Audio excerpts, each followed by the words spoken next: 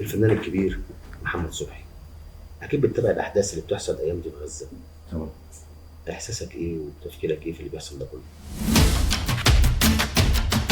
تيجي تتفرج على مسرحية فارس يكشف المستور، مسرحية عن القضايا العربية عموما بعد 75 سنة، والتايتل العنوان الرئيسي حل الدولتين، القضية الفلسطينية عمالة شغالة من عذاب بقى وش بس 7 أكتوبر ده. شوف الضحايا اللي راحوا قبل كده كتير، ما يبقاش في حل دولتين، وهو ده اللي عايزاه الكيان الصهيوني. ما هوش هدفه غزة، هدفه تمهيد الاستيلاء على ما هو أبعد من غزة.